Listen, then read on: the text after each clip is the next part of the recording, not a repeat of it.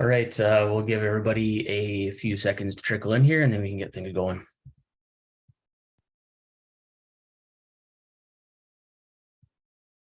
All right, hello everyone. Thank you for joining us for today's webinar brought to you by ICL Growing Solutions.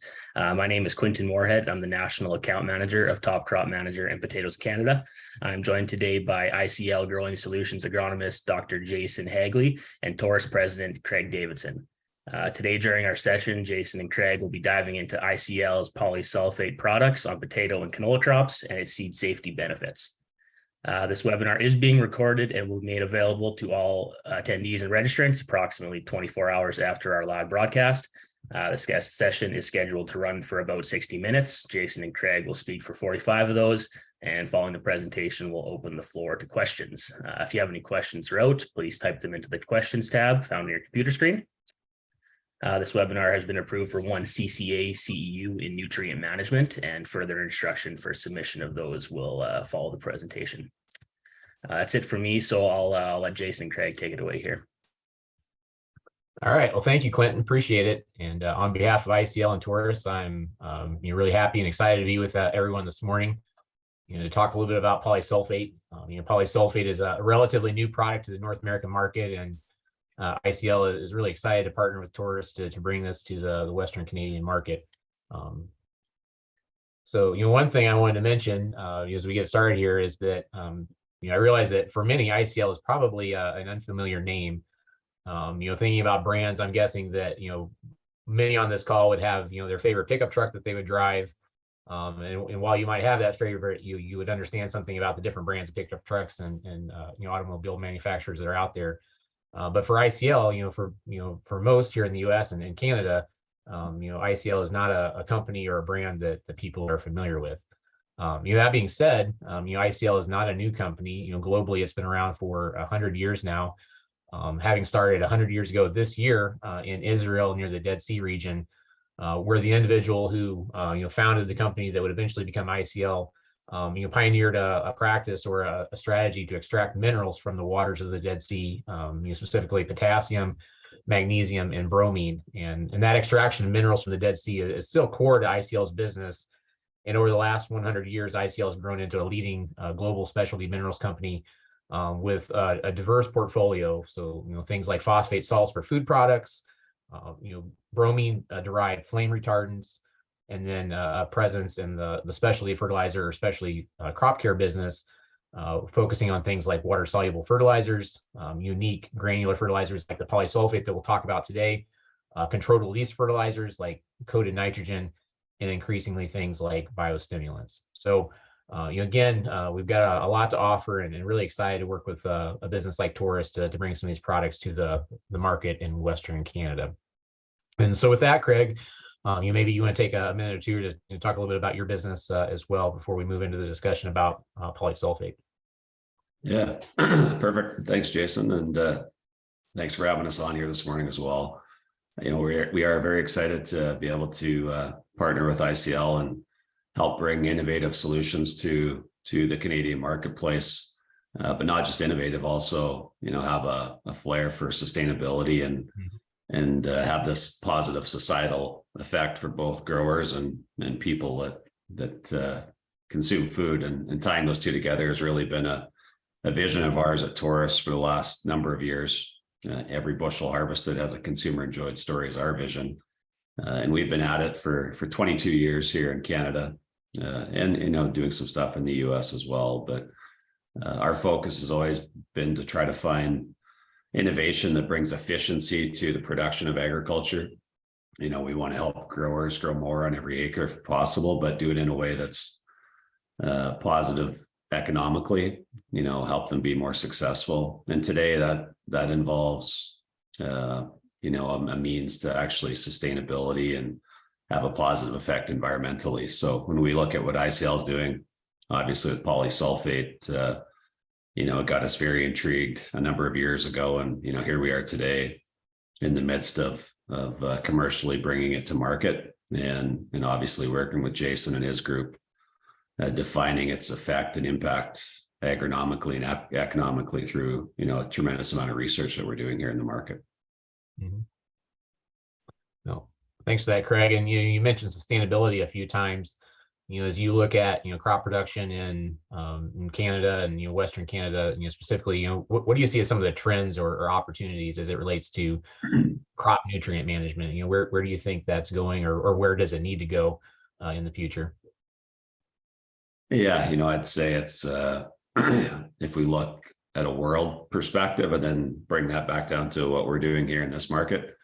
I mean, without question, we have some of the most innovative growers in the world, and the way that we manage nutrition is some of the best with how we place it, where we place it, timing of placement.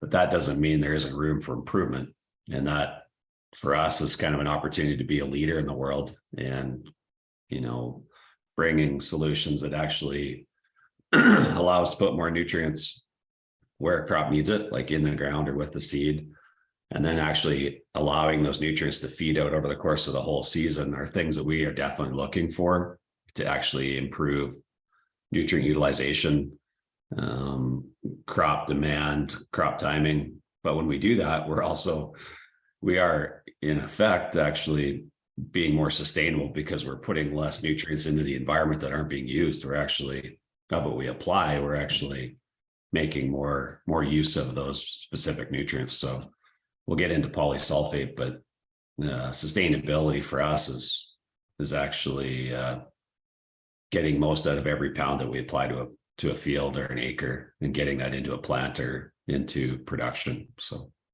yeah, well, absolutely. And I think about trends not just in Canada, but in the U.S. and really around the world as it relates to crop nutrient management.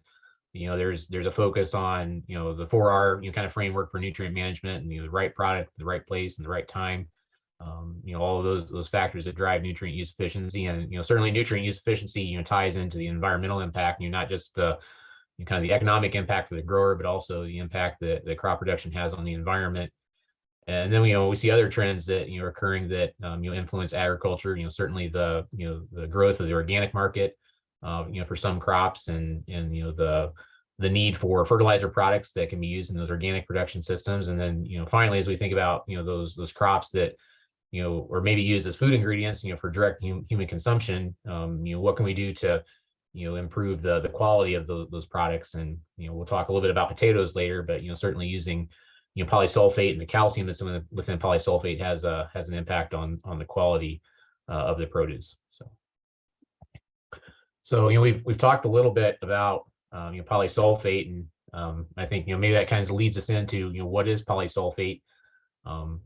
Polysulphate, as we'll describe here in a minute, contains multiple nutrients. I think there's a clue in the name, that poly part of the name indicates that there's many things or several things in there. But as you look at this table of potential fertilizer sources for secondary macronutrients, we've got a lot of options for supplying sulfur, calcium, and magnesium. And Craig, I'm sure you've used or you had experience with a lot of these products in the past, and they certainly all have a fit agronomically for different applications and uses. But what makes polysulphate unique is that it contains all three of the secondary macronutrients: sulfur, calcium, and magnesium, whereas most or all of the other options that we have for secondary macronutrients only contain one secondary macronutrient, or perhaps two at most. So. Yeah, I would say generally speaking, across the broad spectrum of agriculture, I would say for us, sulfur is one that's been on the radar for a long time. I think having millions and millions of acres of canola, high sulfur demanding crop, has really brought sulfur to the forefront, which is good. So, and yet today we're still trying to figure out, how do we make that nutrient logistically easy to work with, and put it where a plant needs it, and feed it out when a plant needs it, and we're, reduce the impact of leaching and all those things that sulfate can be an issue. But when it comes to calcium and magnesium, I'd say we're still learning. And yet, when we look at a crop uptake and removal chart, those two nutrients that with some of our crops is way more demanding than actually sulfur. So I think for the most part, we take it for granted. We don't fully understand them. And yet there's a tremendous opportunity to learn how impactful those secondary elements can be in crop production. Yeah, absolutely. I mean, I think, historically, growers and, agronomists have really focused on, the big three in terms of plant nutrition: the nitrogen, the phosphorus, and potassium. And, certainly we've got, soil test recommendations and tissue test recommendations and recommendations based on crop removal. But, as we look at, the trends for canola and really, a lot of the crops grown in the North America, we've had an increase in productivity over the time. That's, due to plant breeding, it's due to agronomic improvements, and that increase in productivity is removing more and more nutrients, for these other nutrients that we haven't focused as much on, the secondary macronutrients and also the micronutrients as well. So, for a lot of cropping systems, we're seeing that responsiveness or need for sulfur, as well as, potentially some of these other nutrients that we need to learn more about and focus more on in the future. Okay, so what is polysulfate? We mentioned that a couple of times, but let's take a deeper dive into what polysulfate is and where it comes from. Polysulfate, like a lot of fertilizer products, when you think about potash and potassium sulfate, K-mag, those types of products. I mean, these are all mineral-based products or fertilizers derived from minerals. Polysulfate is also a mineral that is derived from the mineral known as polyhalite. Polyhalites found in various parts of the world, deep in the earth. And currently there's only one polyhalite mine in the world that's operational, and that's ICL's mine near Bolby in the United Kingdom. So as you look at that picture on the left side, Craig, the water in the background is the North Sea. This mine is adjacent to the North Sea, or at least the facility is, but the mine shafts are actually out underneath the North Sea. The shaft goes down between 3/4 of a mile and a mile straight down. It takes about a 7-minute elevator ride to get to the bottom, and then there's approximately 600 miles of tunnels and roads that go out underneath the North Sea for the extraction of polysulfate, or the mineral polyhalite, as well as the potash and rock salt that have been also extracted from this mine over the history of the facility. Polyhalite is, of course, a naturally occurring mineral. The formula isn't necessarily important, but again, drive home the point that this mineral polyhalite contains 4 different nutrients: potassium, calcium, sulfur, and magnesium. And we'll get a little bit more into the analysis here in a moment. But it also contains some trace amounts of things like boron as well, that are also beneficial for the crop. I don't think there's anything that's easy in mining, but the process is relatively simple compared to the production of some other fertilizers. It's mined, it's crushed, screened to different grades and sizes, and then shipped worldwide, including into the Western Canadian market. There aren't any chemical processes involved, which ultimately reduces the cost, but also reduces the environmental impact that fertilizer manufacturing can have. Quick question. How long has the mine been active? We get that question quite often, Yeah, so I think this mine got started back in the early 1960s. At that point, it wasn't owned or operated by ICL. There's been some different owners over the course of the life of the mine. I think originally it was intended as a potash mine, and at the time, all of the potash used domestically within the United Kingdom came from this mine. There was also extraction of rock salt for salting roads, keep them free of snow and ice. And then ICL acquired this mine and began to operate, I believe, in the early 2000s, and shifted the focus towards the extraction of the polyhalite mineral. Okay. And it is, just for confirmation too, because there's definitely confusion in the market, ICL is the only company actually mining polyhalite. That is correct. There's some interest from other companies in the industry of also extracting polyhalite, due to the potential that this product has around the world. But because this mine is active and operational now for 50, 60 years, it's got the ability to actually put product out there into the marketplace. So. Good. So as we go through this presentation today, we'll talk about polysulfate, just in general. When we get to canola and some of the work that Taurus has done with canola and oats also this previous year, we'll be talking about Polysulphate Premium. But just to give you an idea, there are a variety of different polysulfate products for the mineral itself, or polysulfate itself. And then globally, there's some derivatives. There's some other products that are made from polysulfate. This mineral is brought up from the ground. It's in large chunks and it's crushed. into the granular form that you see there on the left side, Craig. But that process also creates a fine powdery material called standard polysulfate. And that's true of a lot of mining operations. Even for potash, there's a certain portion of the product that's extracted that becomes a fine powdery material. But then that fine powdery material, which is still useful and in some cases is applied as is, can be converted into value added or premium products like the Polysulphate Premium product that Taurus has focused on and is positioning in the Western Canadian market, especially for things like canola, where it has good handling characteristics through air seeders, but also good crop safety, which we'll talk about more here in a minute.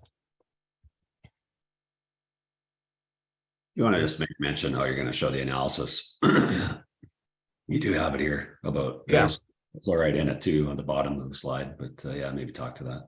Yep. So which nutrients does polysulfate provide? If there's one thing you take away from the webinar today, it contains the 4 nutrients: sulfur, potassium, magnesium, and calcium. I've got a couple of different analyses shown here, Craig, that vary a little bit. For the granular product, which is the blue text, we'll have a few examples where granular polysulfate was used. It's got about 19% sulfur, 14% potassium, 3.6% magnesium, and 12.2% calcium. And then in the red numbers, we've got the analysis for Polysulphate Premium. You'll notice it's a little bit less, compared to the granular product, but still in roughly the same ratio between the 4 nutrients. And the reason that's a little bit less is that it's a manufactured product, or that granulated product that has a binder in it as well to hold it together and provide that uniform spherical shape and handling characteristics. That's the difference in the analysis between the granular and the polysulfate. And then to your comment about chloride, polysulfate is a low chloride source of potassium, not a no chloride source of potassium, but a low chloride source of potassium, having on average about 2.5% of chloride. To put that in perspective, potash, KCl, potassium chloride, is between 45 and 48% chloride. So when we think about crops that have some sensitivity, either in the seed and the seedling stage, like canola, or especially crops like potatoes that may have some sensitivity to chloride, polysulfate is an excellent source of potassium, season-long potassium that doesn't contain a lot of chloride. Yeah. It's the reason I ask is I'm thinking cereals. There's definitely this agronomic thought, though it's maybe not well defined, is that we do need some chloride for cereals for disease management, things like that.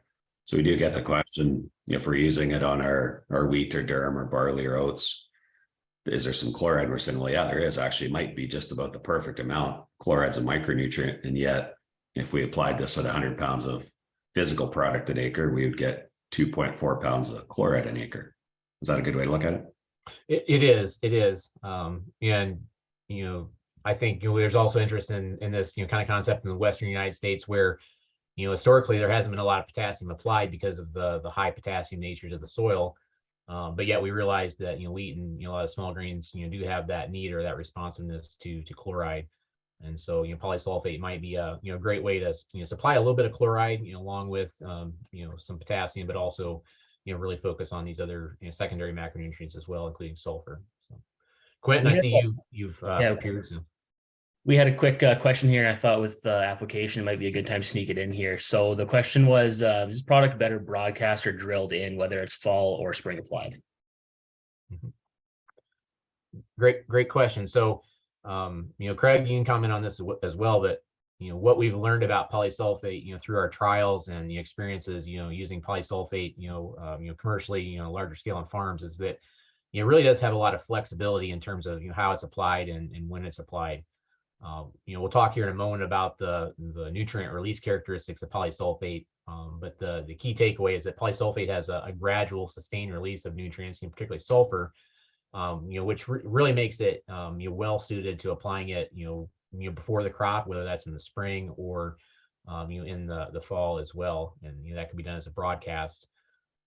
But the other factor that comes into play with the canola example that we'll show is that this product can be drilled in the soil. It can be drilled and placed next to the seed as well, and have relatively little impact, compared to other options for supplying either sulfur or potassium. Yeah, I think that's the that was part of the initial intrigue for us, is the fact that most of it is broadcast in the world and works very well. And yet when we started looking at it, putting it in the seed row or in the sideband, we were seeing as good, if not better, effectiveness because of the tremendous seed safety that it brings. So it's, for us, anytime you can place nutrients in the ground with or near the seed, especially immobile nutrients like K or magnesium or even calcium for that matter, we just know your efficiency of those particular nutrients is going to go up tremendously. Now, sulfur's mobile, it can move, but I can speak to it myself. I mean, on my own small farm, I broadcast polysulphate on hayland and it worked tremendous. And yet we're focused on telling growers to put it in the ground with their seed because we know it's so safe. But that's the true intrigue, is that it's so flexible, and it can bring so many levels of agronomics that fit so many different operations because of that. Absolutely. We got a couple more that maybe are timely here, so we'll try to get through some of these too. One person here: we're west of Saskatoon, seeing soils with a base saturation of magnesium are very high and out of range. Is there enough potassium to offset this, or does this not have a fit in these soils? Again, Craig, you want to take this first, and I'll chime in. Yeah. When we look at base saturations, obviously, those are some things that, we're focused on the balance of these cations, and without question, we got some challenges here in Western Canada, high mag soils, which probably struggle with supplying enough daily potassium to feed those crops. I think one thing that would be intriguing in a soil like that is the fact that polysulphate doesn't release all the potassium all at once. Like, it's not a catastrophic release up front. We're still releasing a little bit of potassium every day, and that'll happen over days and weeks. So if you're going into a high mix soil where potassium may be challenging for availability, and we put this adder with the seed, we still are feeding a little bit of potassium out to that plant every single day, which could actually counteract that high mix soil where it makes it tough for a plant to get potassium if you front loaded it all as KCl, and then it ties up and is not available come, June 20th. Mm-hmm. I think what I would add to that question is that, if you look at the analysis of polysulphate, and, we'll get into this a little bit more later on, typical application rates for polysulphate for a lot of crops, tend to fall on that, maybe 100 to 150 pounds per acre. Certainly with potatoes, we might flex that up a little bit higher for, getting some more calcium in. But assuming that we're applying 100 pounds of polysulphate per acre, that's only about, 3.5 pounds of magnesium, which, in the grand scheme of things is a small amount. So, I don't believe there's any, detriment to adding, a small amount of additional magnesium, with that application. You asked for the potassium side of the question. You look at the analysis of polysulphate, about 14% or 13%, or roughly a quarter of what's contained within potash, potassium chloride, which is 60%. So while it's theoretically possible to supply all the potassium that you need as polysulphate, economically, that's probably not going to be the most cost effective way to do it. In practice, we would still recommend for many crops, maybe not necessarily canola, Craig, but for a lot of crops, that blend of potash and polysulphate is still a good fit, where you're supplying some of the potassium as polysulphate, but a bulk of the potassium as potassium chloride, potash, and then you have the benefit of the sulfur from polysulphate, as well as the calcium and the magnesium, depending on the context in which it's used. Yeah, I would say in our case on broad-based crops, at 100 to 150 pounds an acre, the K rate is pretty close to just seed removal. So it's very good at replacing what you take out in the seed. Mm-hmm. If you need to actually build the soil because your soils are low in K, then you probably need to look at some alternative K options. But just basis removal, if you're wanting to keep that level where it's at, chances are most of our broad-based crops, this is a pretty nice fit as just as a seed removal option. Mm-hmm. Now potatoes for sure, we got to go more aggressive corn acres, we probably got to go more aggressive, maybe more polysulfate even on the corn ground, but leave that to you. Sure. So if wrap up on this slide, again, the name polysulfate, indicates that it's, many sulfates, and all the sulfur within polysulfate is sulfate based.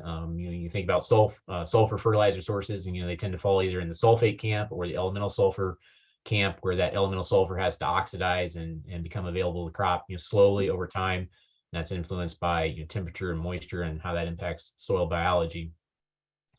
Within this polysulfate mineral, the potassium, the magnesium, the calcium, the mineral elements are all in the sulfate form, which makes them readily available to the crop. You compare to some other fertilizer sources, but even though they're in the sulfate form, they become gradually available to the crop over time. We won't spend a lot of time on this, but why focus on these 4 nutrients? Why are they important? Ultimately, we know that there's 17 essential plant nutrients, some of which are shown here on the left side. And a lot of times we think about these nutrients in isolation. We think about how to manage nitrogen, or we think about how to manage potassium. But the reality is that they all interact. They interact in the soil with their chemistry. They also interact in the plant. And to get to the next level in plant crop nutrition, I think we have to start thinking about the balance and the ratio between all of these different nutrients. You think about polysulfate specifically, and the 4 nutrients that are contained within polysulfate, they all have an important role to play. We've got a potato plant here as an example, and with magnesium, it's involved in photosynthesis and really important for chlorophyll and enzymes. Sulfur is critical for balancing nitrogen and making proteins, amino acids. Potassium is involved in the plant water balance. It's involved in quality, specific to potatoes, and how sugar and starches are formed. And then with calcium, again, that's going to vary a little bit by plants, different crops, but it's involved in the structure of the plant, the stability of the stem. And for potatoes, it's involved in various internal disorders. If we don't have enough calcium, we get things like hollow heart and other things that can influence the quality and the desirability of the potato. So with polysulfate, we're supplying all 4 of these really important nutrients. Okay. So what makes polysulfate really exciting agronomically is how it releases nutrients. And we've got a couple of different examples here. In the top right, we've got sulfur uptake by a crop. Soybeans is one example, as well as the release of sulfur from different sulfur fertilizer sources.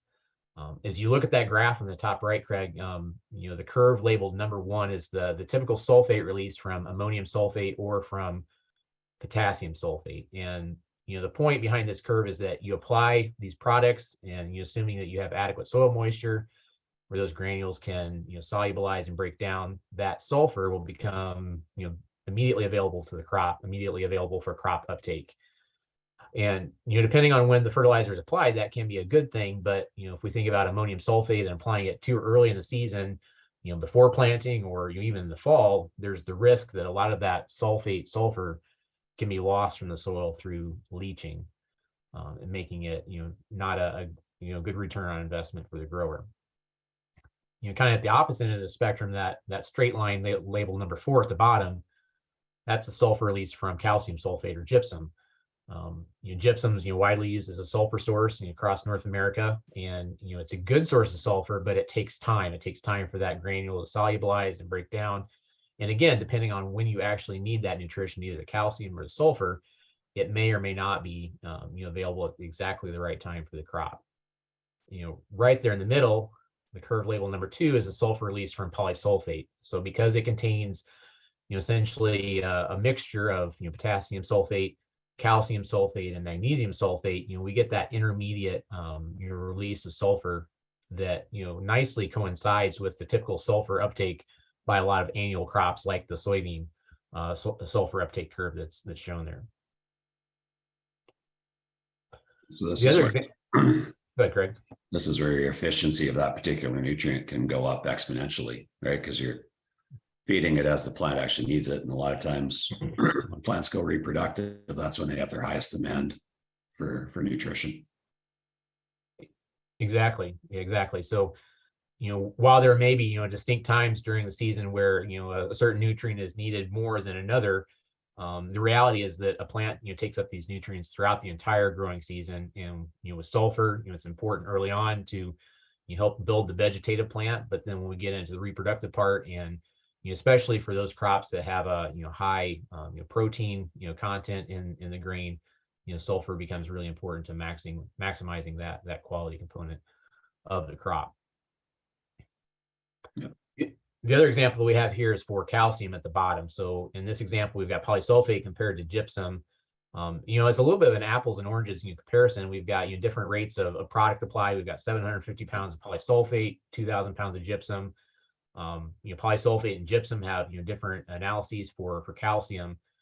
But the point is that with polysulphate, even though that calcium within polysulphate is calcium sulfate, it releases differently compared to gypsum. It releases more quickly. And when I think about a crop like potatoes, Craig, that becomes important for making sure that we've got exactly the right amount of calcium available to the crop at the right time, to maximize those quality benefits from using calcium for potato production. And we've actually seen a lot of positive results in your area and across North America for using polysulphate in potato production. Yep. We could probably do a whole presentation on calcium as a nutrient and its impact on a plant, right? I mean, that's a deep conversation, but one that probably many could learn from. Maybe it's a follow-up conversation. Yeah, we could provide an entire library, Craig. We could have a calcium webinar and a potato webinar. We got a lot of good things to share. So moving along, one of the other great characteristics about polysulphate is that it has a low salt index. So not only is it low in chloride for those crops that may be sensitive to chloride, it also has a low salt index compared to other common fertilizer sources. In this example at the left, we've got MOP, so that would be potash, potassium chloride. NOP would be potassium nitrate, magnesium sulfate, obviously, potassium sulfate, and then polysulphate there over at the right side. So low salt index. And again, because this crop or this product rather is gradually soluble, gradually releasing nutrients over time, the actual salt index that the crop experiences, the seed experiences is very, very low. And I think we'll see that in the canola data here in a moment, Craig. Yeah, I would say, this is a reference, but in all reality, because that mineral breaks down slowly, if we put it at or with the seed, and we'll show this, it probably acts more like a 5 to 10. If we wanted to say what is the true index in the eyes of a plant, it's amazing. It's absolutely amazing what we can put with the seed. It's yeah. I had a couple of questions if you guys don't mind me jumping in. Go ahead. We're salt index, so I think you answered those there. But a couple of people want you to go back to that last graph on the last slide and just kind of run through those lines one more time, which one was each, just before you kind of get too far away from that one. Okay, certainly. So as we look at this graph, across the bottom, we've got days after planting. So this is kind of assuming that we're planting this, soybean crop in this particular example, and at the same day, same time, we're applying these various sulfur fertilizer sources. So the curve labeled number 3, that's the sulfur uptake by the soybean crop, and that would be similar for a lot of crops, corn, soybeans, canola, small grains, where you've got kind of the S-shaped curve. Uptake is slow at the beginning, and then the plant really starts to take off and grow. It's taking up more and more, more and more sulfur or other nutrients as well. And then the uptake continues throughout grain fill or pod fill, however you want to call it, as the plant is packing nutrients like sulfur into the developing seed. Curve labeled number 1 is sulfate release from ammonium sulfate, or SOP. So SOP stands for sulfate of potash potassium sulfate. So within just a few days, we'll say 10 days of application, about 90%. 80% of the sulfur within those products would be released, would be available for crop uptake. Number 4, so the one at the bottom, it's essentially a straight line in this depiction, is sulfate released from calcium sulfate. Calcium sulfate, can come in different forms. It can be granulated. It can be essentially the product as mined. But gypsum typically is very poorly soluble. It's going to take time for that calcium and that sulfate to release from gypsum. And then the yellow curve, label number 2, is a sulfate release from polysulphate. And the point is that if you look at the sulfur demand, the uptake by the crop, soybeans in this example, and how sulfur is being released from polysulphate, those two curves tend to kind of match up and mirror each other. And we believe that that's why we've seen a lot of success with polysulphate, particularly from using it for using as a sulfur source, and that it releases sulfur much like how the crop needs it.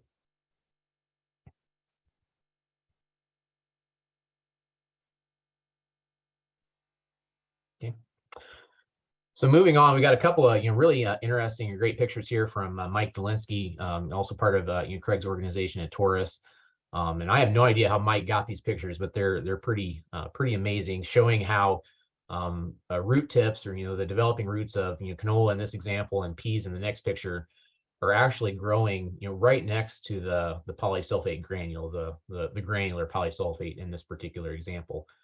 And so you look at these young roots and all of these root hairs coming off of the roots. These are the most sensitive tissues in the roots that could potentially be burnt, damaged, or killed by high salt index products, due to their still developing cell walls and just general sensitivity of these tissues. And so this is one of the indications that we had that polysulphate could really be a seed safe type product, where potentially applying a large amount of product, polysulphate close to the seed or near the seed, could be something that we could do and have an advantage from. Similarly, we've got pea roots here, showing these young pea roots and all the root hairs growing essentially right next to a polysulphate granule in the soil. Yeah, if this is anything that would have like KCl or ammonium sulfate, I mean, essentially it's like you bring a blowtorch to the party, right? And it would, these roots are dead or pruned off. And so to see this under a high microscopic image, it's like, wow, that's this to me. And this is what we've been so focused on. If you're a plant, plants love fertility. This is fertility, because they can extract nutrients as soon as a new root hair grows, and it grows new root hairs every 3 to 6 days. But if you apply fertilizer and you got to manage the salt, or the salt has to dissipate away, essentially the nutrients that are there are not usable by a plant until that salt is dissipated away, or maybe it kills the plant, or it kills the roots, or prunes off roots. And you say that plants don't like fertilizer because of the salt, but plants love fertility. And this is more like what's in the soil. This is fertility that we're actually adding. Mm-hmm. Yeah. So, we've kind of alluded to this a couple of times, Craig, but, based on what we see here and, kind of your assumptions going into this, what do you, really see as the fit or the benefit for polysulphate and, polysulphate premium specifically for canola grown in Western Canada? Yeah, when we look at this, it's, this is about feeding a plant, obviously. And, if we can bring 4 critical nutrients, obviously potassium is a major nutrient and 3 secondary nutrients in 1 prill, and feed that to the plant right from the early days all the way through the course of its life. For our broad-based crops, it's really the efficiency that we're looking for. And I do believe, we've had growers walk away from potash in the last number of years, maybe due to price, or maybe because they didn't understand how it worked, or maybe because they were worried, their agronomist or retailer consultant was worried about salt load that they were already applying, in furrow. And yet here we are, we're saying, well, we can bring all this back to the equation in a highly efficient form for canola, for cereals, for peas, for lentils, for oats, that we maybe couldn't even attempt to do previously. Now we're doing it in a way more effective package that the plant actually enjoys, like in the early days of a plant's life. And come July 10th, the plant is still enjoying this symbiotic relationship that it forms with this mineral package that then would increase the efficiency, which should result into, higher yield, and ultimately we see it in potatoes, better quality crop. Mm-hmm. Yeah, absolutely. Quentin, do you have a question? Yeah, I had one more question with the P image on the screen there. Just someone asked, can we seed place polysulfate with peas? Have you tried that yet, Craig? We have. So yeah, one of our first kicks at the can with polysulfate was actually at our research plots at Ag in Motion. So we had some separate plots on seed safety, working with Ag in Motion, and in that particular research plots, we had peas and canola, and it was a very dry bias spring. We did 100, 200, and 300 pounds of product with the seed, and effectively on peas, even up to the 300-pound rate, we've seen very little effect on plant establishment, which would be equivalent to call it 40 pounds of potash and 55, 56 pounds of sulfate in the seed row on peas, which if that was KCl and ammonium sulfate, you wouldn't even attempt it at a 100-pound rate, which is like 13 and 18 pounds, 13K, 18S. So yes, 100%. When we look at sensitive crops, which I would say peas, lentils, canola, soybeans, the opportunity with our one-pass seeding air seeders to place that with the seed or in a side band is game changing. Like agronomically, we haven't really had that option. And we're not even talking about soil health or plant health yet. If we can eliminate the stress early, we got 100 days to grow a crop, and we don't bring stress to the equation to that little seedling, then how good a job do they do at developing roots early to mitigate stress later on? That's maybe part of our upside success, is that we're not bringing stress to a plant in its early life. Great. Well, let's dive into this canola example and talk a little bit more about seed safety and what you found through some of your studies, Craig. So the next couple of slides, you're going to look at this canola trial with New Era Ag Technologies near Swan River, Manitoba. And we've got a number of different treatments across the bottom here. We'll kind of quickly walk through those and then describe what we actually found or saw in this data set. So over on the left, we've got the control, and the control is nutrition, kind of adjusted towards what's needed for a 60 bushel per acre yield goal in canola. So nitrogen and phosphorus requirements for that 60 bushel yield goal, and those nitrogen and phosphorus inputs would be consistent across all of these treatments. The next three bars are polysulfate treatments. So we've got a 1X, 2X, and 3X treatments. So 100 pounds, 200 pounds, 300 pounds of product per acre of the polysulphate premium product. And you'll see the pounds of nutrients, the amount of nutrients for each of those application rates spelled out there for polysulphate. So if we focus on sulfur as an example, we've got 18.2 pounds of sulfur, and then about 36 pounds of sulfur, and then finally 55 pounds of sulfur with the highest rate of polysulphate. Moving on, then we've got three ammonium sulfate treatments, again 1X, 2X, and 3X, that are designed to supply the same amount of sulfur as what we're supplying with those three polysulfate treatments. So again, 18 pounds, 36 pounds, 55 pounds roughly of sulfur per acre.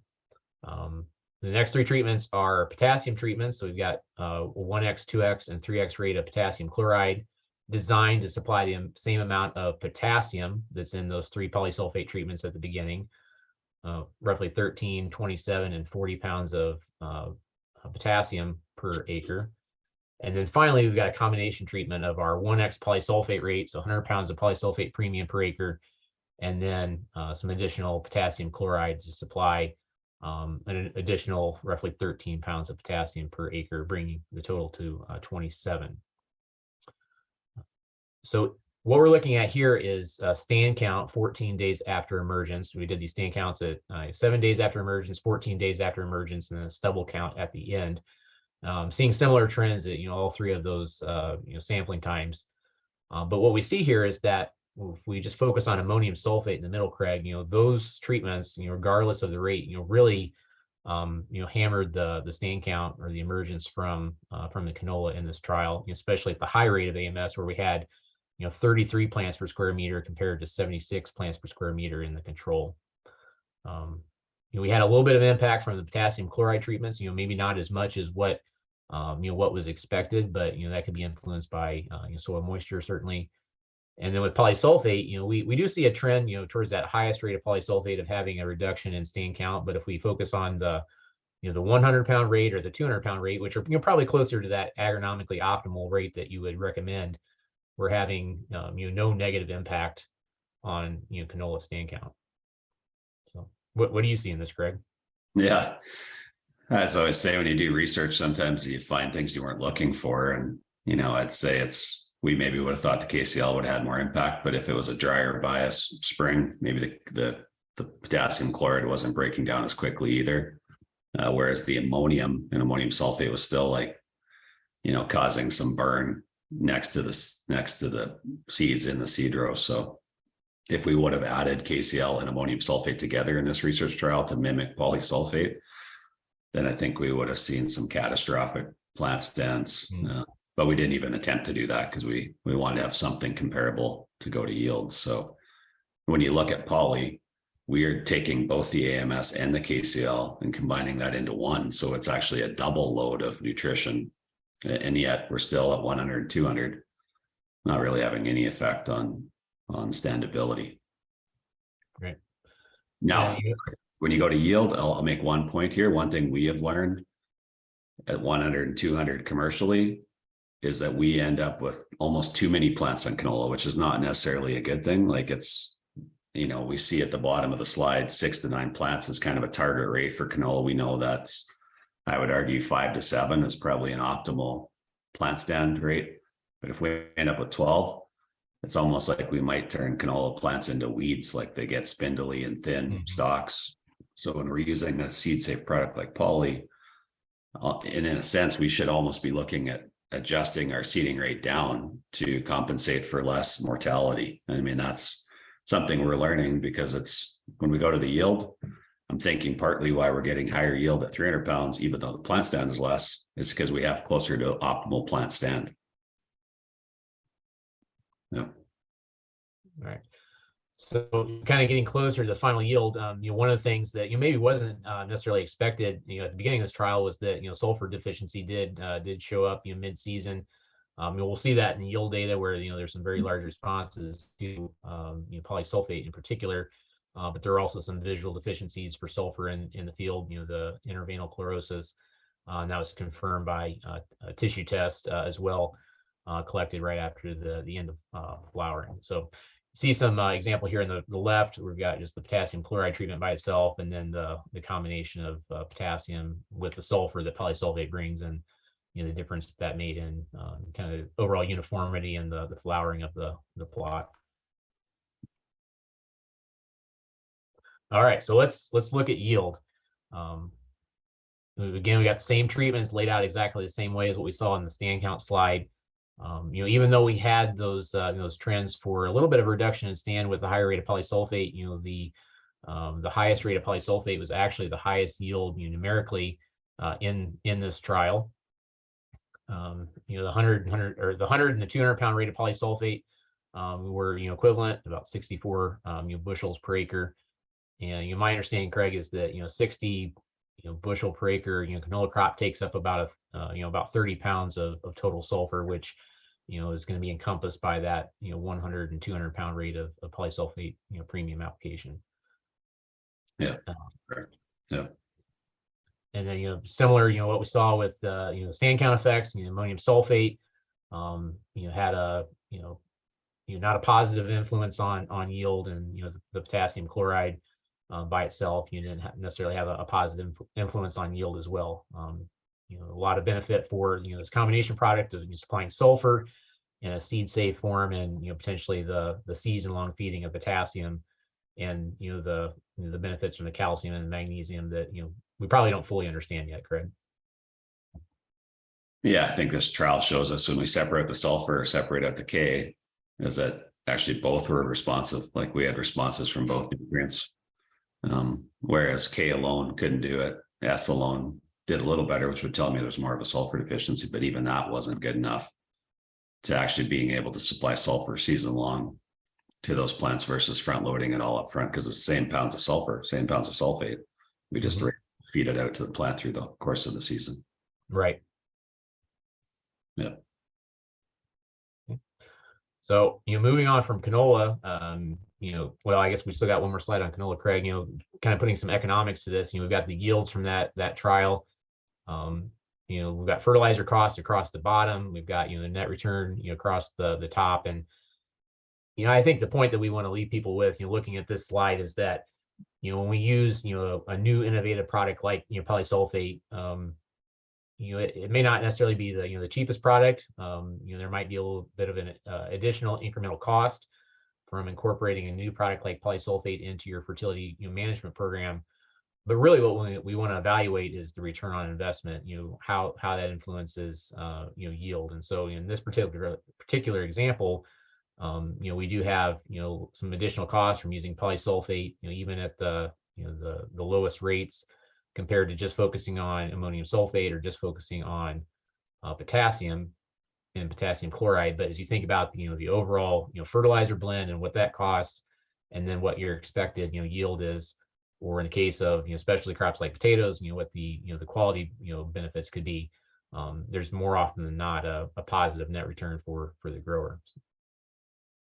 Yeah, and this might be our most challenging conversation in agriculture, is actually the one that defines the value. And so much of our market has been driven down a path of commoditization, and where a lot of times the first question you get is, what's your price per ton? And that's so tough to do when you're bringing a multi-nutrient product that has seed safety and season long feeding that could allow you to cut seeding rates back on something like canola. So when we show yes, we're spending more money, we're investing in better nutrition, more fertility than fertilizer. What is the net result of that when you do trials like this? And sure, the pounds are the same. Like we got 18 pounds S, 18 pounds S, and the ammonium sulfate, and you spent less to buy the ammonium sulfate. But what does that actually mean at the end of the day? And the only way it works for growers is at the end of the day, it impacts the bottom line. They are able to, put more in their pocket, and doing so, sustainably, more efficiently. They'd say, well, it all ties together, but we work hard every day to get away from price per ton, but that's what the market wants. And that's probably why KCL died on the vine when it went over $800 a ton, because everybody's like, oh, it's too expensive per ton. But nobody was really asking the questions, what's the value? What are we getting for value out of that price? And that's what we're trying to achieve. Is it doesn't matter what you spend, it's what you get at the end. And that's why we're so intrigued and attracted to this particular spectrum of nutrients all in one package that feeds through the course of the plant's life. All right. Well, let's move on. I know we're getting close to the end of our time. One example quickly from this past year. This was an oat trial with Patterson Grain that Craig and his team coordinated. The responses you see here aren't statistically different, at least from the urea plus MAP treatment versus polysulphate premium added to that. But there is the trend for some additional yield benefit from incorporating polysulphate premium into some of these other crops like oats. And I think Craig and his team will continue to evaluate some of these other opportunities in the years to come. So, yeah. Last example, kind of quickly, we've done a number of trials on potatoes across North America, different parts of Canada, different parts of the United States as well, over the last 2 or 3 years, really. And this is a great example from 2021 from Gaia Consulting in Manitoba that Craig and his team coordinated. The purpose of this trial is really to understand the value for adding these different secondary macronutrients to a potato fertilizer blend. So on the left, we got the grower standard with the N, P, and K. Also has some sulfur in it as well. But then we started to ask the question of what happens when we omit the sulfur, take the sulfur out of the fertilizer blend. In this particular example, the numerical yield, total yield 100 weight per acre, decreased by removing sulfur. When we added just calcium by itself, there really wasn't any benefit compared to the grower standard, and that was added as gypsum, I believe. Similarly, we just add magnesium. You're not seeing a significant difference one way or the other. calcium and magnesium added together in combination, not a positive benefit. But where we add polysulfate with, all of the secondary macronutrients in combination, the sulfur, the calcium, the magnesium, that season long release of potassium, we saw, a nice increase, about 5% yield increase, versus the grower standard practice. And, that lines up with what we're seeing in other parts of North America for potatoes, where this combination of secondary macronutrients and probably that gradually available sustained release of calcium becoming especially important for potatoes. We also looked at the quality implications of using polysulfate on these potatoes. And potatoes were put into storage. They were taken out at various times after going into storage, analyzed for glucose concentration, sucrose concentration, basically those reducing sugars, and then subjected to a fry test to look at the quality or the color of the French fries after frying. And what we're seeing in this potato example is that the French fries were a lighter color, so they didn't have those burnt ends, and that was due to a reduction or associated with reduction in the reducing sugars and glucose, is what we're showing here. So when we think about these more specialized crops like potatoes, there's benefits for polysulfate, not just attributable to the increase in yield, but also how they can impact the quality parameters. And I think that'll be a more important story to tell in the coming years, Craig, as we think about kind of the diversity of crops that you have in Western Canada, and all those crops that one way or another go into human consumption, whether that's wheat for bread, or pulse crops, potatoes in this example, et cetera. Yeah, I think that's, you showed a glimpse of some of the work we're doing on oats, obviously a human consumption crop, same as wheat. We are following some of that through with quality parameters similar to what we're doing here on potatoes, just to see, things like asparagine content that could lead to acrylamides. All these things directly impact human health. And, I think the true conductivity is when you can add nutrition that actually impacts quality of food that people eat. I mean, that's the true connector in society, is that if we can make food healthier, everybody wins. I mean, only the way growers are getting paid today is yield, but let's not kid ourselves as we sit here in 2023. How far are we away from growers getting paid to grow better quality food? I don't think it's as far as we think. It's I think because we've commoditized agriculture, that's what we know today. But I think we gotta take the blinders off and look at what's coming our way, and that's food quality is not going away. We know in potatoes it's making a better quality potato. So yeah, for sure. So we're getting close on time. We want to be respectful of people's time, and I also see we've got a number of questions that are stacked up here, so we'll take some time to address those or answer those. But in conclusion, I think there's a lot of positive things about polysulfate to look at or to consider. We talked about the canola example, and how ultimately we need to evaluate the return on investment for the grower and choosing different fertilizer blends, fertilizer products. And I think there's a strong case to be made for looking at combination products like polysulfate that supply in this case 4 nutrients in one, and how that can change how we think about fertilizer applications and blends. There's flexibility in application rates, depending on the crops and application timing. I skipped through a few examples in the interest of time, but we've got other examples that are relevant to Canada, including polysulfate on corn, polysulfate on alfalfa. And if those examples and those data are of interest to anybody, I encourage you to get in touch with the Taurus team, and we can work together to supply that information to you. We've talked about the crop safety, particularly for seed placement with crops like canola. And then the last thing we really didn't touch on is that Polysulphate Premium, granular polysulfate, are organic approved in both the U.S. and in Canada, and so that becomes a additional talking point for those who are transitioning to organic systems, or perhaps already in organic systems.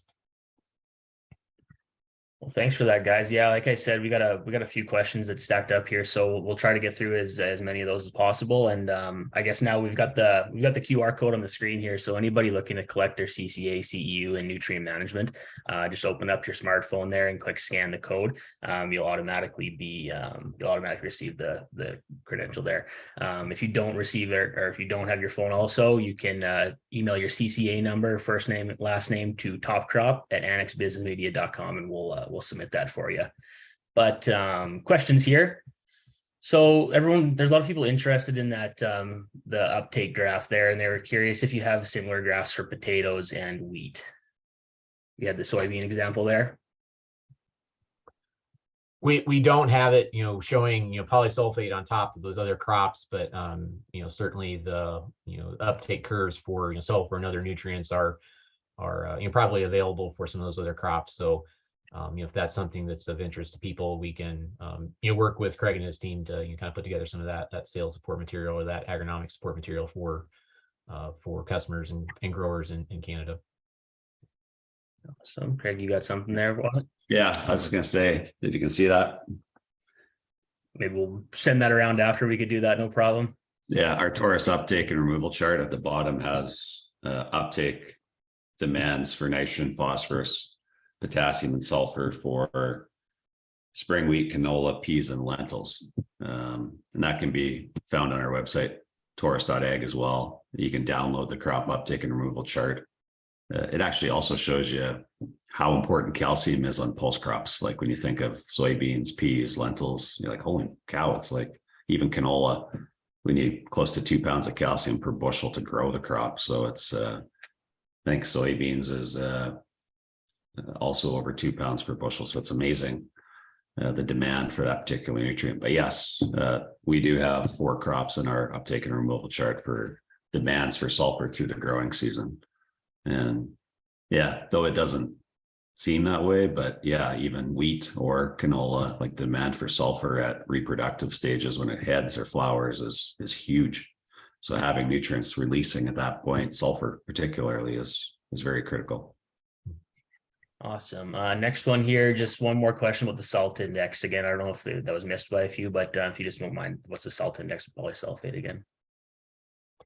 Yeah, I don't recall what the exact number was, but a slide that we showed compared a few common granular fertilizer sources. We had potash, MOP, KCl, however you want to refer to it as, had the highest salt index of the 5 or 6 products that we compared. We also have potassium nitrate on there, potassium sulfate, magnesium sulfate, and then polysulphate was the least of the salt indexes. And so the salt index calculation is can be measured a couple of different ways. More often than not, it's just kind of calculated from theoretical values. But using that method, polysulfate's the lowest. And then the other kind of observation that we had is that for some of those products like potassium sulfate as an example, or even potassium chloride, if you put those in a moist environment with ample soil moisture, those granules break down very quickly, and so you've got that quick release of salt that could damage the seed or the root. Whereas with polysulphate, even with adequate or high levels of moisture, it's going to take time to break down. So there's just kind of that gradual leaking or release of nutrients over time, and further contributing to the safety of polysulphate compared to other granular fertilizers. Perfect. Another one, do you have the potassium parts per million and sulfur parts per million from the soil, from a soil test, and so the soil type? I guess would reach out to Craig for the canola trial specifically. Yeah, we would. Yeah, we could send you that. Yeah, it would be. It was a low sulfur testing site. Partly why we want to do sulfur research on that site, because it was low. It would give us an opportunity to define between ammonium sulfate and the sulfate from polysulphate. It also happened to be a little bit lower in K, so it was a coarser textured soil in the Swan River Valley. But interestingly enough, when you look at the yields, it wasn't like it was an unproductive soil, provided you could provide nutrition and efficiency of nutrition. I mean, we still hit 70 bushels an acre on the 300-pound rate. So it's like, yeah, I mean, so sometimes people get caught up in soil type, and I say, well, if we do a better job of managing the soil we have, making sure that nutrients are stable and being fed to the plant in a timely fashion without bringing stress, we can take some average to poorer soils and make them pretty productive. Obviously, it takes rainfall. In 2022, we weren't lacking that. 2021, on the other hand, was a deficit everywhere, including even our potato research at Gaia Consulting. even with irrigation, the yields weren't as good as we'd expect just because it was so dry, it was so hot. So, but yeah, we can provide, any research trial that we would conduct always has a baseline information of soil analysis. And we also do tissue analysis, and even we were sending away the finished grain for nutrient content, and some of the oat research we're doing asparagine content. We're sending that to a lab in Washington State to test to see how much asparagine is in the end oat, because that can impact the production of acrylamides when you bake or fry those oats for say a granola bar. Mhm. Yeah. Back to the seeding rate in canola. So someone wanted to know what the economic benefit for reducing seeding rate in canola is.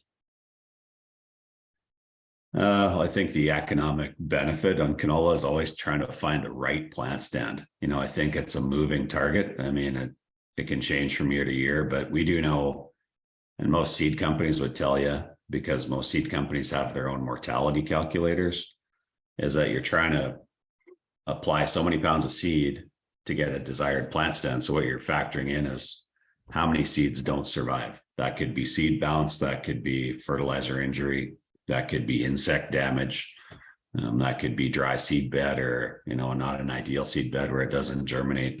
All those things come into the end plant stand. In our experience, and because we've been at this for a long time, when we look at things like Crystal Green and now Synchro and now Poly and Sulfur Plus, where we're bringing nutrition versus fertilizer, there is without question standard fertilizer programs have a pretty significant impact on mortality. And that's why most canola calculators want you to start at 40% mortality. So if you apply 5 pounds, you're assuming you're going to kill 40% of that out of the gate with fertilizer. We're saying, if we take that away, if we eliminate the kill in the early days, because we're not bringing salt, we're just bringing nutrition, do we actually have to seed then at 5 pounds? Because we're going to change the mortality calculator to less mortality. Instead of 40%, we say, well, maybe mortality is more like 15%. Not saying it's eliminated, because we're still showing at 300 pounds, we're showing where we are starting to see some mortality. About 100 and 200 pounds of poly, actually the plant stand went up, which tells you we're actually making more seeds turn into plants. Like, we're making them healthier. And Mike's got some pictures that show that too, that plants look healthier 10 days after germination when there's poly in the seed row. So we know the price of seed, doesn't matter if it's canola or wheat or peas. If in fact of what you buy and you put it in the ground and it actually turns into plants versus killing it, to me, that's your money ahead. And so by marrying nutrition with seeding rates, to me, that's a no-brainer for any grower in Western Canada. Make sure you got the right plant stand, but make sure you adjust your seeding rate depending on your nutrition program. And we know poly allows us to have more plants than fertilizer like KCL or AMS. Gotcha.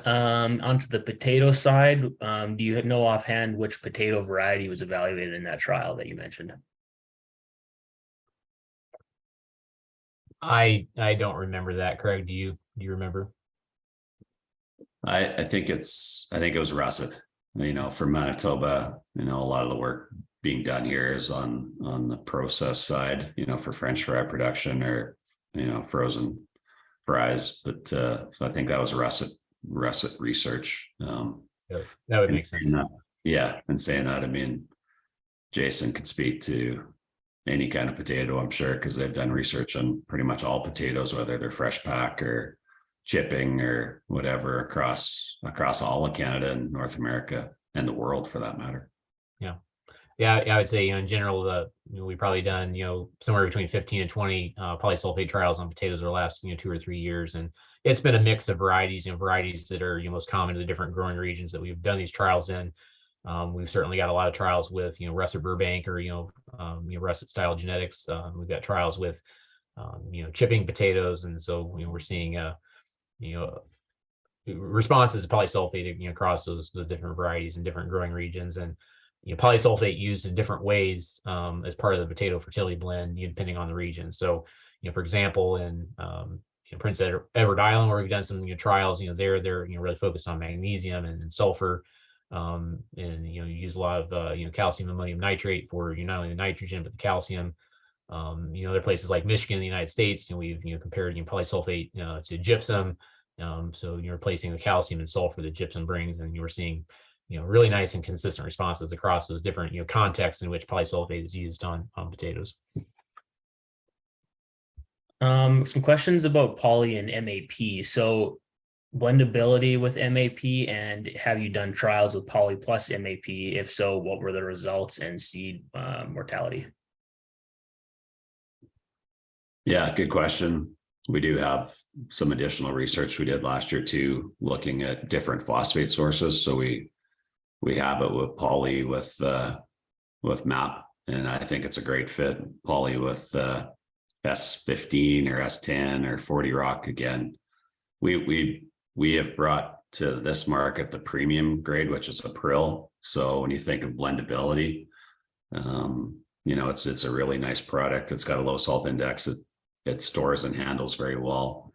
It has a bulk density of 87 pounds per cubic foot. So it's very dense. So it actually, it doesn't take up a lot of space. If you're thinking of blending poly with your MAP and putting that in the seed row, it doesn't actually tie up a whole bunch more space in the air seeder tank.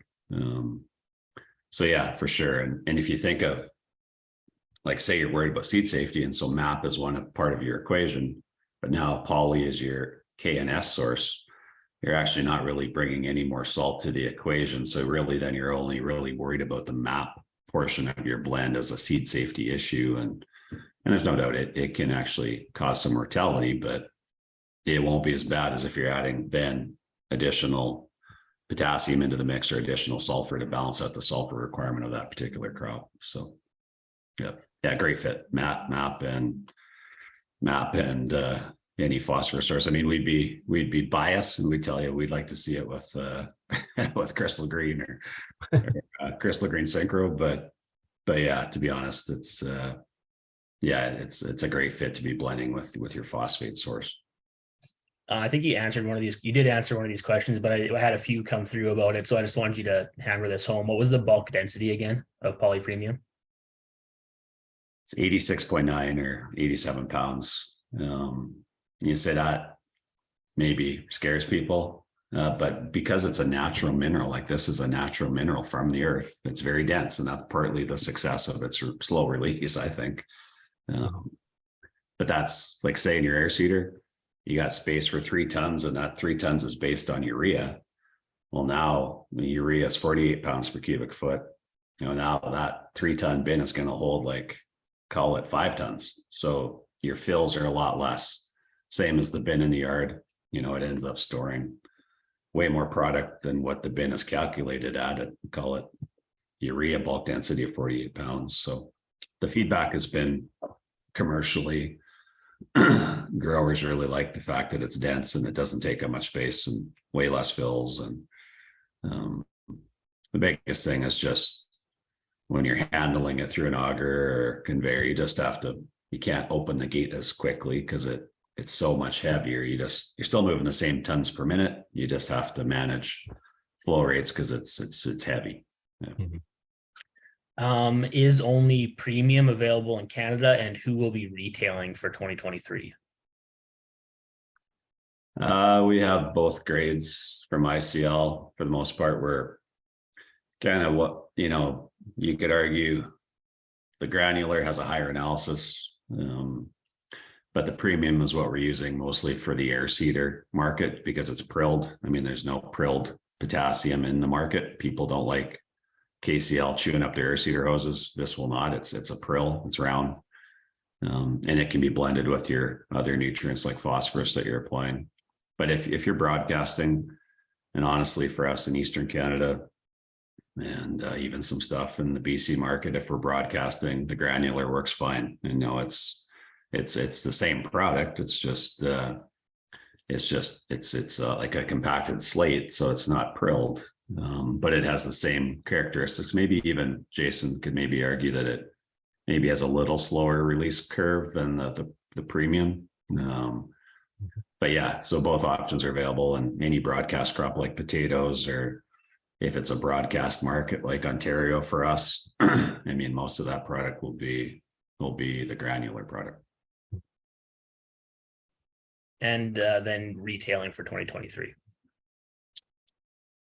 Yeah, there's a number of strategic retails that have stepped up early and have product on hand and delivering product to growers. I mean, our goal is, again, to get it in the right spots in the market where growers can have success, and we need to work with retails. Every ton that we would deliver to the market is railed in, so we need retails that have access to rail or transload to truck. And then you got to have a bin. I mean, that's one thing when you introduce a new product, it's somebody has to have space available to take on a new product. But I always argue we're taking two nutrients, sulfur and potassium, and putting them in one product. Well, and actually 4 nutrients putting into one product. Theoretically, we could take 2 bins and turn it into one. So it's just a mindset shift. That's all. Is just getting retails, and we work with 700 retail spots across the country. So it's not like it isn't available. It's just figuring out the logistics and making sure it fits everybody's ability to bring it in and then store it for growers. So probably reach out to the Taurus team to figure out retail in anybody's area. 100%. Yeah, we'd be happy to have those conversations to make sure that we can get it in the right hands. So, and then last one, is the product water soluble? Is the product water soluble? It is, but you're not going to use it as a water soluble fertilizer. Well, like say a water soluble phosphate source or potassium source, where you can put a relatively high amount of product in water and then apply as a foliar or fertigation, that type of thing. It will dissolve in water, but the maximum solubility is going to be quite low, and that comes back to the gradual release or sustained release characteristics of polysulphate. In soil environment with moisture, it's going to gradually become solubilized and make those nutrients available to the crop throughout the season. Awesome. Well, I think that's it for now. I'm sure everybody's got some more questions. So feel free to reach out to myself, Jason, or Craig, and we can kind of get those questions answered by whoever needs them. Last chance here. First name, last name, and CCA number to Top Crop at Annex Business Media, and we'll submit that for you. Craig, you got another point do you want? Yeah, I do know, because due to time, I mean, there's people asking for additional research. By all means, if there's any way to connect us or to ICL, we can send that to you directly. There is also, ICL has a great website that holds research. Polysulphate.com is actually a great spot that has research trials around the world. I think there's over 100 trials on 20 some different crops. So it's not like, it's kind of funny, we're introducing it as something new, an innovative solution in fertility, but ICL's been at it for quite a while around the world, and that there's a fair bit of a data bank there to review if you want. So it's but by all means, if you want, I've got even my own people reaching out to me while we're on this call asking for research on corn and alfalfa or forage, and I'm like, yeah, 100%, we'll definitely get that in your hands. So we've got some homework to do. Yeah. Awesome. Well, yeah, if you guys got anything else, I think that's kind of it from our end. So thanks everybody for tuning in. Don't forget to visit topcropmanager.com/webinars for all of our previously recorded ones. And thanks again, you guys. That was great. Really appreciate the time. All right. Thanks, everyone. Appreciate it. Thanks for having us on, Quinn. Yeah.